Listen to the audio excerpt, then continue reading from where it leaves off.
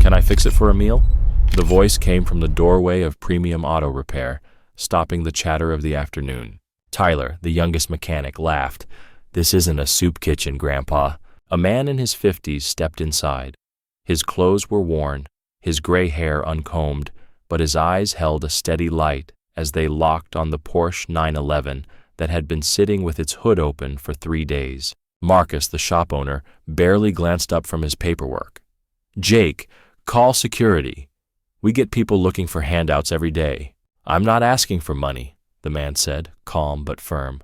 I'm offering work. I can get that Porsche running, just for a plate of food. The room erupted in laughter. Tyler nearly dropped his wrench.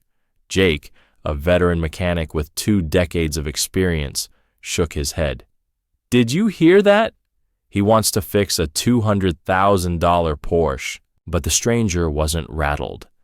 His eyes studied the exposed engine with quiet precision. From the back of the shop, Sarah Chun, the only woman on the team, felt an unexpected curiosity. Something about his stance, the way he listened, didn't match the jokes flying around the room. What's wrong with it? The man asked evenly, ignoring the laughter. Marcus finally stood, irritated. The problem is you standing in my shop like you own the place. The visitor tilted his head as Jake cranked the engine for yet another failed test. Direct injection system, he said after a moment. Fuel pressure sensor. It's failing, so the engine cuts out at high revs. That's not mechanical. It's electronic. Silence settled over the room. Jake had spent 3 days chasing that exact fault without success. You figured that out just by listening? Tyler asked, his mockery fading. A lucky guess, Marcus scoffed. The man gave a small, knowing smile. Not a guess. That sound is unique. When the sensor sends bad data, the control unit cuts fuel as a safety measure. Sarah stepped closer. The confidence in his voice, the technical detail, it wasn't casual knowledge. How do you know so much about Porsche engines? I've worked with performance cars before, he said quietly. Where at a junkyard? Marcus sneered, earning more uneasy laughter. The man's expression darkened for a heartbeat, an old hurt flashing behind his eyes. Different places, he said. I can prove I'm right. Just give me a diagnostic scanner. Tyler pointed to the expensive OBD tool in the corner. You even know how to use that? I do. The simple reply carried unshakable certainty. Marcus smirked. Fine. You nail the diagnosis, I'll buy you a sandwich and give you $20. But if you're wrong, you're out of here, and I'll have the video to show it. The man nodded without hesitation, walking toward the scanner. Sarah noticed his hands weren't trembling with fear, but with something else, like someone about to reveal a piece of a past he'd kept hidden for years. If stories of resilience and quiet triumph move you, make sure to subscribe so you don't miss what happens next. This moment of doubt was about to turn into a revelation no one in that shop would ever forget. $20 says he can't even turn it on, Jake muttered to Tyler, loud enough for everyone to hear. The stranger didn't flinch. He clipped the diagnostic cable to the Porsche's OBD port with the ease of someone who'd done it 1,000 times. Sarah's brow furrowed as his fingers flew across the scanner's menus, reaching advanced settings Jake had barely touched in 20 years. Impossible, Tyler whispered when the man accessed the engine management codes. How does he even know those? The visitor ignored the chatter, eyes fixed on the glowing screen. Only the beeps of the scanner broke the silence. There it is, he said evenly, pointing. Code P0294. Fuel pressure sensor out of range. Exactly what I told you. Jake checked the readout, his face drained of color. That's correct. 3 days of testing and he nails it in 5 minutes. Marcus, the shop owner, shoved his phone into his pocket, annoyed he hadn't captured the humiliation he'd planned to film. Beginner's luck, he scoffed. Anyone can mash buttons until something pops up. The man finally turned, a faint edge in his gaze. Would you like me to explain why this model's sensor fails when the fuel filter isn't changed on schedule? Marcus froze. He had no answer. Tyler tried to break the tension. Okay, you guessed right once. That doesn't make you a mechanic. A guess? The stranger's smile held no humor. I can name 3 other issues this car will face within 6 months if they're not addressed now. Sarah stepped closer, curiosity overcoming caution. How could you possibly know that? I've seen this pattern hundreds of times, he replied. Porsche 911S from 2011 to 2015 developed problems in a predictable sequence when maintenance is skipped. Jake shook his head. Hundreds of times? Where have you worked to see that many Porsches? The man only said, here and there, offering nothing more. Marcus bristled, his authority slipping. Listen, old-timer. This is a professional shop. We don't need parlor tricks to impress anyone. Tricks? The stranger met his eyes, calm but firm. Want to see a real one? Before anyone could react, he crossed the floor to a BMW X5 that had been gathering dust for weeks. That SUV, you told the customer it needs a new engine, right? Marcus stiffened. He had indeed given that estimate. The engine's fine, the man continued. It's the high-pressure fuel pump. A $1,200 part. You quoted $15,000 for an engine replacement. Tyler blinked. How can you know that just by looking? I heard it when you started the car earlier. He lifted the hood and pointed out worn fuel lines and slight oxidation. Classic high-pressure pump failure. Jake ran a quick scan. The data matched the stranger's claim.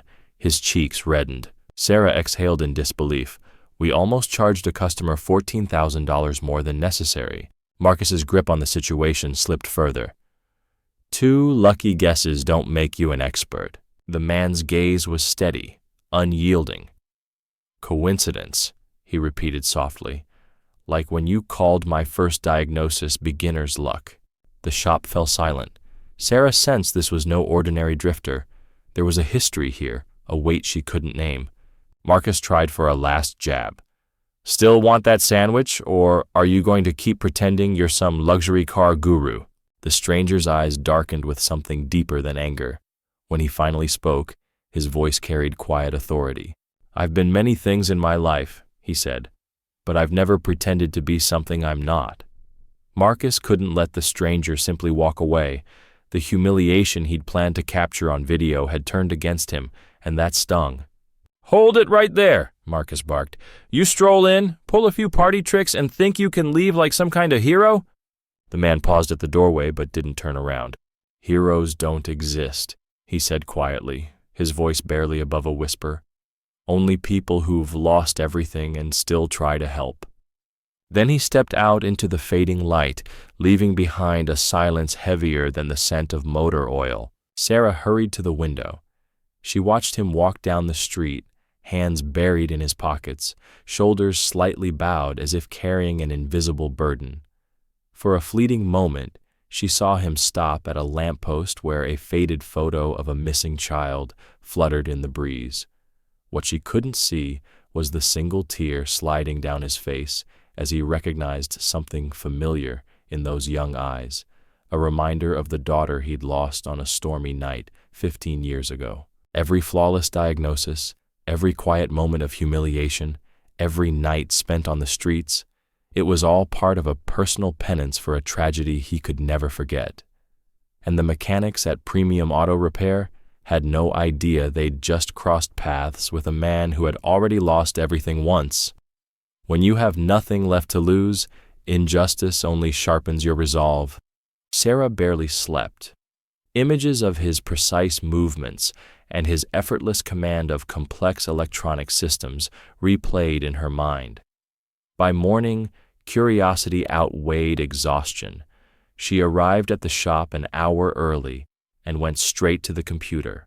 Direct injection system, fuel pressure sensor, high-pressure pump, she murmured as she typed, searching the exact terms he had used. The results stunned her. These weren't details an average mechanic could casually recall. They were the kind of specifications only top-level engineers or professional racers would know by heart. Tyler walked in to find her still at the screen. "Sarah, why are you here so early?" "Researching the man from yesterday," she said, swiveling the monitor toward him. "Look, These forums discuss the same systems he diagnosed, and they're from specialized motorsport circles. So? Anybody can read that stuff online, Tyler replied. He didn't just read it, Sarah countered. He knew it. Every code, every sequence. Marcus arrived just in time to hear her last words. You're still talking about that drifter? Forget it. Luck. Coincidence. Nothing more. But Sarah had already found something that refused to fit the luck explanation. Check this out, she said, pulling up an old post on a niche racing forum dated 2007. Username Dark Horse Racing. He predicted the exact failures that man identified, years before those Porsche models even existed. Marcus's voice faltered. Coincidence, he repeated, but the certainty was gone. Just then, the workshop door swung open. The stranger returned, this time accompanied by a poised, elegantly dressed woman who looked completely out of place in the industrial neighborhood. Good morning, he said evenly. This is Catherine Morrison, owner of the McLaren 720S you recently declared beyond repair. Marcus stiffened. That McLaren had been his biggest unsolved case, a $600,000 supercar with an electronic fault no local shop could fix. Ms. Morrison, Marcus managed. Why are you here with him? Catherine's smile was cool and deliberate. I met this gentleman last night in my hotel parking lot. When I mentioned my car's problem, he described it so precisely that I brought him here myself. He gave you a technical explanation about a McLaren? Tyler asked, incredulous. Failure of the hybrid system control module, the man said calmly. Conflict between the electric motor and combustion engine software. A known defect in the 2019 model, though McLaren never made it public. The room fell silent. Sarah quickly pulled up the service database and found a confidential bulletin describing exactly that issue. Information meant only for authorized McLaren technicians. How do you know that? Jake asked, stepping into the conversation. The stranger hesitated, that same guarded look returning. I've worked with high-performance cars. Where? Marcus pressed, his earlier arrogance giving way to something closer to unease. Different places over the years, the man said simply. Sensing the tension, Catherine spoke up. If you don't want to repair my car, I can take it elsewhere. No, we'll take it, Marcus said quickly. It's just unusual, that's all. The man turned toward Marcus. You called my knowledge a show. How about a real test? If I fix Ms. Morrison's McLaren, you give me a genuine chance to work here. Not for a sandwich, for a job. Marcus hesitated. If the man failed, Marcus would look fine in front of a wealthy client. But if he succeeded, Marcus didn't want to finish that thought. And if you don't pull it off, I'll never set foot in your shop again, the stranger said evenly. Film it if you like. The two locked eyes, a quiet challenge passing between them. All right, Marcus agreed. 2 hours. If the car isn't running, you're done. The man nodded and approached the McLaren. He laid his hands on the hood as though greeting an old friend. Catherine moved beside Sarah and whispered, There's something remarkable about him. When he explained the issue to me last night, it was like listening to an artist describe his masterpiece. Sarah watched the stranger work with surgical precision. How did you meet him? She asked softly. I found him sitting on a curb, holding a small photo and crying, Catherine said, eyes glistening. When I asked if he needed help, he only asked if I had children. He told me he lost someone long ago and has been searching for purpose ever since. The revelation hit Sarah hard. Suddenly, his quiet sadness, his reverence for every machine, and his calm acceptance of insults all made sense. The man worked without a wasted movement. It was like watching a heart surgeon save a life. 2 hours felt like 2 minutes. Done, he said at last. Catherine started the McLaren. The engine purred, smooth, powerful, flawless. Tears welled in her eyes. 3 dealerships told me this repair was impossible without replacing the entire system for $80,000, she whispered. Marcus stood frozen. Jake and Tyler stared as if seeing a ghost. Sarah, meanwhile, was fitting together a far larger puzzle. Later that afternoon, after refusing Catherine's offer of payment, the stranger headed for the door. "Wait!" Sarah called, hurrying after him. "You're not just a mechanic, are you?" He paused but didn't fully turn. Silence stretched before he finally spoke, his voice weighted with years of pain. "I've been many things. Mechanic was never one of them." "Then what were you?" When he met her eyes, Sarah saw past the worn clothes and quiet sorrow. She saw someone who had once commanded $500,000 machines at impossible speeds, someone who had tasted victory and endured crushing loss. "I was a man who believed speed could erase pain," he said softly, "until I learned some wounds only heal when you stop running." With that, he walked away, leaving Sarah rooted to the sidewalk, stunned by the depth of the life he carried in silence. That night she couldn't let it go. Back at her computer, she dug through old racing archives until dawn. When the first light touched the window, she found the name she'd been searching for. "David Williams," she whispered, staring at the screen, a name once spoken with reverence in elite motorsport circles. 3-time Formula One world champion, nicknamed the Ghost for his uncanny ability to appear from nowhere and win the impossible. Sarah stared at the article on her screen. Photo after photo showed a younger man with dark hair, champagne spraying from the podium, fans chanting his name. The same face that, just yesterday, had been mocked for asking to work for a meal. As she read deeper, the tragedy unfolded. In 2009, during the Monaco Grand Prix, a team error sent David Williams into a 300-kilometer-per-hour crash. He survived. His 8-year-old daughter, watching from the stands, suffered a fatal heart attack from the shock. 6 months later, grief claimed his wife as well. Within a year, David sold everything, donated millions to charity, and disappeared from public life until yesterday, when he quietly asked to repair a car in exchange for food. Determined to confront Marcus before he did something cruel, Sarah hurried to the shop. She arrived to find Marcus filming on his phone. "Guys, you won't believe this," he said into the camera. "Yesterday, a drifter showed up claiming he could fix luxury cars for a sandwich. Watch this dash dash." Tyler and Jake laughed in the background, reenacting David's supposed tricks with the scanner. "Marcus," Sarah snapped, "you can't post that." "Why not? Free content.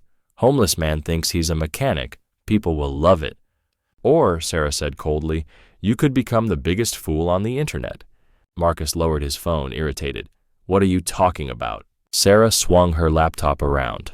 "Meet David, the Ghost Williams, 3-time Formula One world champion, winner of 23 Grand Prix races, one of the greatest drivers in motorsport history." Silence dropped over the shop. "That's impossible," Tyler whispered. "The guy was begging for food." "The guy," Sarah continued, "lost his family, gave away his fortune, and has been living off the grid for 15 years. Yesterday, you humiliated a legend because he didn't fit your idea of success." Jake stepped closer, staring at the photos. "My wall was covered with his posters when I was a kid," he murmured. Marcus went pale, but he never said who he was. "Because men like David Williams don't need to prove anything to people like you," Sarah replied. The shop door opened. David entered, calm as ever, followed by Catherine Morrison and 3 impeccably dressed visitors. "Good morning," David said. "I brought a few acquaintances who wanted to see your workshop." Marcus's breath caught when he recognized one of them. Jonathan Reed, CEO of the East Coast's largest luxury car dealership group.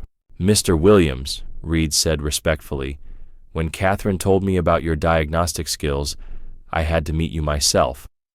I'm prepared to offer you the role of technical director for our performance division, starting salary $500,000 plus profit sharing. Total package, $2 million annually." David listened without expression, his eyes fixed on Marcus.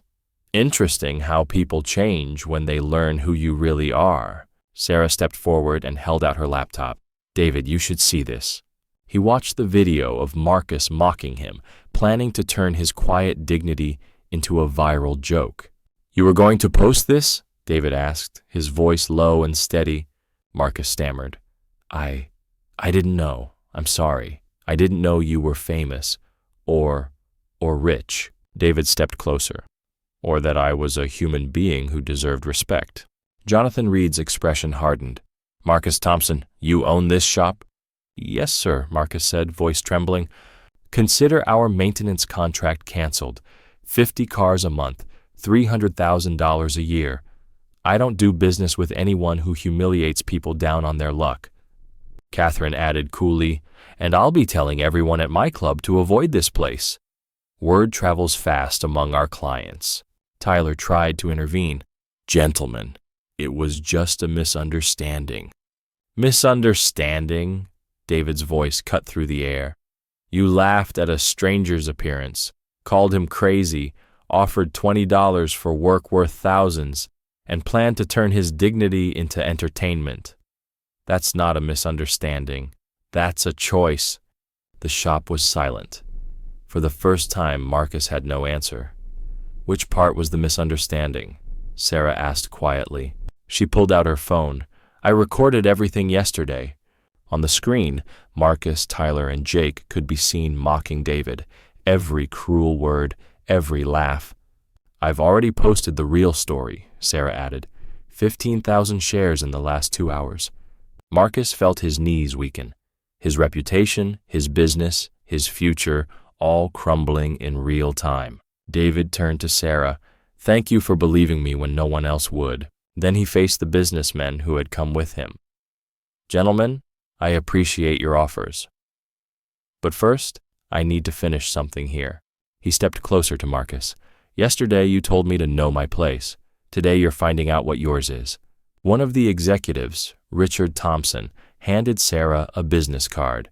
"Young lady, if you ever want to work for a company that values character over appearances, call me." As the group prepared to leave, David paused at the door. "Marcus, that video you were planning to upload? Sarah already posted the truth. Now the world can see who really needs a lesson in humility." He walked out, leaving a workshop heavy with silence and 3 men who had just learned the real price of prejudice.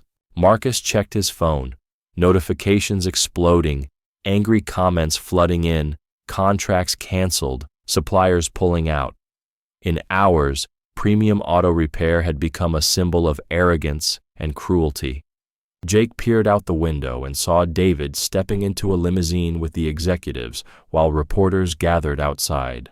"We just humiliated a world legend because he looked poor," Tyler whispered. But the worst part wasn't the financial collapse or the public disgrace. It was the dawning realization that David Williams had allowed them to show exactly who they were before revealing who he truly was. 6 months later, David Williams was the new technical director of Reed Automotive Group, earning $500,000 a year. His remarkable return became the focus of a hit Netflix documentary that inspired millions. Premium auto repair shut down within 2 months. Marcus lost his business, his house, and his reputation. Tyler and Jake were fired and left town to escape the viral backlash. Sarah, the only person who had stood up for David, joined his team, earning a salary triple what she'd made before. "Prejudice doesn't just blind those who practice it," David said in a later interview. "It blinds society to the extraordinary talents hidden behind appearances we fail to see." Marcus tried to issue a public apology, but it was far too late. He finally understood. Humiliating the vulnerable doesn't just hurt them. It destroys the one who does the humiliating. And David's quiet triumph proved the most powerful truth of all. The best revenge is to show the world that second chances belong to those who give them, not those who deny them.